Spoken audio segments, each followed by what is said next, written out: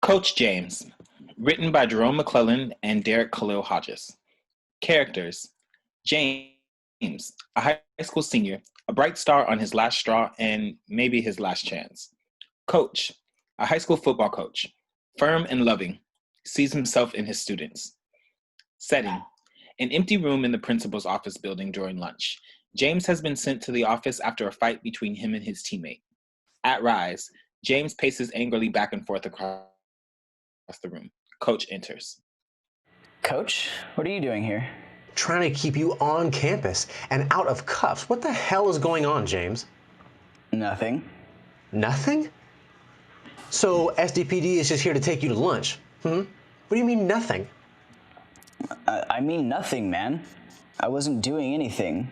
I was sitting in class minding my damn business. Terrence hating ass been talking shit all morning. Got the whole team ganging up on me talking about how I think I'm the best on the team or whatever.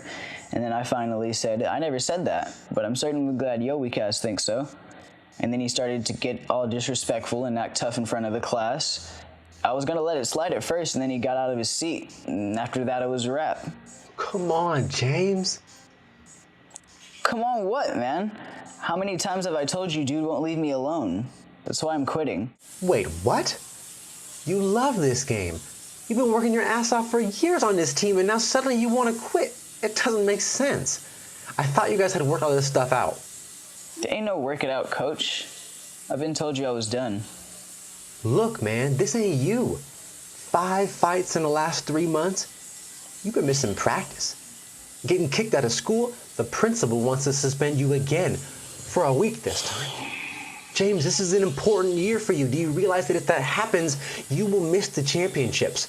Potential scholarship recruitment, you might not even walk for graduation. Not to mention Miss White is out there advocating for your arrest. I'm not even trying to think about jail as an option for you. Man, I don't care about that. Oh yeah? Well, I suggest you start caring about that real quick. Right now, the system's got more black and brown boys doing contraband checks than college visits. Far too many boys, students of mine, are spending their childhoods trying to prove they're men, and ultimately just end up with their entire futures locked in a cage. Why didn't y'all just tell me you were still having problems? For what? So you can sit us down and tell us how we're supposed to be brothers? You are brothers. This team is a family. We're not family, bruh. We just play ball together. That's it. No, they're not my family. Family don't mean shit. He's running around telling everybody...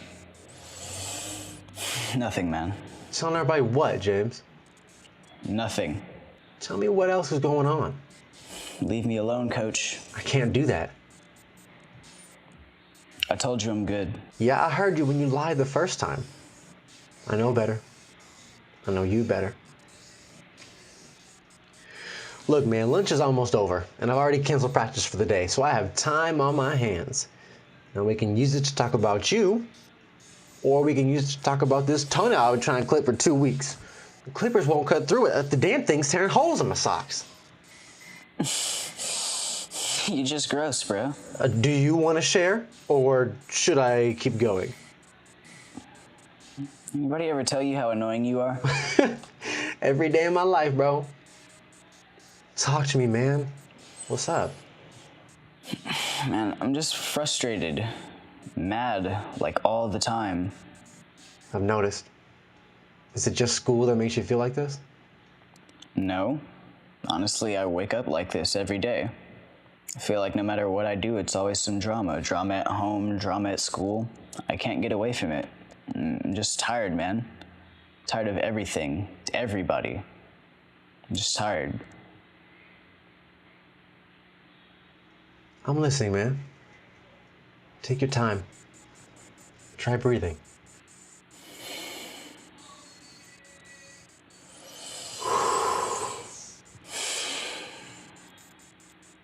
Things at home have been quiet, much more than usual.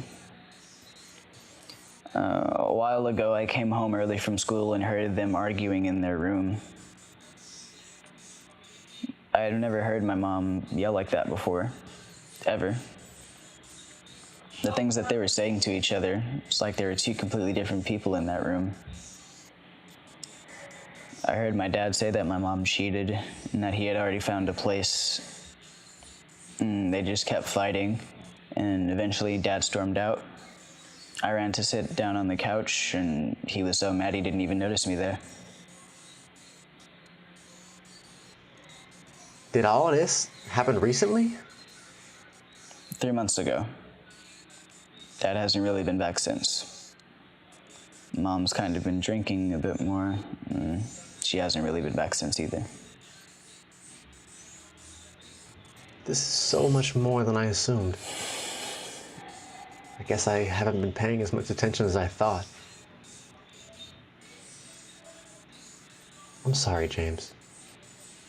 How is it possible that you've been holding all of that in? Where do you put it all? I don't know, man. Away, I guess. Can't sit in it, you know? You gotta keep moving.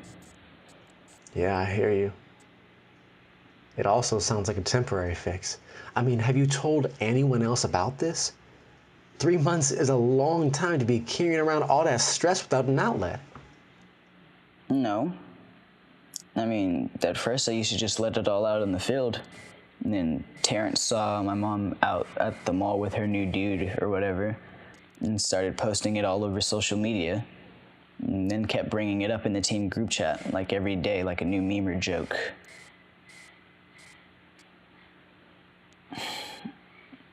I just feel this rage. I can feel my heart beating like it's trying to punch its way out of my chest. I can't breathe sometimes. I just wish I could make it all go away. I hear you. Hey man, I'm curious if anyone has ever talked to you about depression before. What? Man, get out of here with that. Ain't nobody walking around here all sad and shit. So the answer is no. Well, it's okay if the answer is no. Not a lot of people checking in around here. It doesn't surprise me. And a lot of people have stigmas or misjudgments about this kind of thing. But I happen to know that often depression doesn't show up as sadness for black boys and other kids of color. More often than not, we see increased levels of irritability, discouragement, anger, even rage. Are you some kind of therapist or something? No, but I have one. And he helps me out a lot when I'm feeling some of the ways that you're describing. You see a therapist? Every Wednesday at 4 p.m. without fail. Huh. So that's why you changed practice to Thursday. Yeah. After my divorce, things got a little intense for me. I knew that support was necessary. Yeah, I heard about that. Sorry, Coach. I appreciate that. I really do. What do you think about the idea of talking to somebody about some of this? It might help just to have a place to get it off of your chest with somebody whose main job it is to listen. I don't really need anybody judging me or feeling sorry for me. Especially not you. Oh, don't get me wrong, man. I don't feel sorry for you. There's no need to. Ain't nothing wrong with you. You're going through a lot, and I really appreciate you being honest with me. It definitely helps me understand better what's going on around here. I feel like maybe you don't need to be punished. Maybe you need to be supported. That's exactly why I'm here. Why do you care so much? Why are you asking me that like you don't deserve it? Pick your head up. You deserve to be cared about, James. And you deserve to feel safe enough to ask for that care when you need it. I apologize that we haven't offered you that. I want to do better at being in your corner, man. Like I said, we're a team. A family. James, I have another question I really need to ask you. What? Are you thinking about suicide? What do you mean? I mean that I've been listening to you talk today, and I'm wondering if you've ever had thoughts about taking your own life.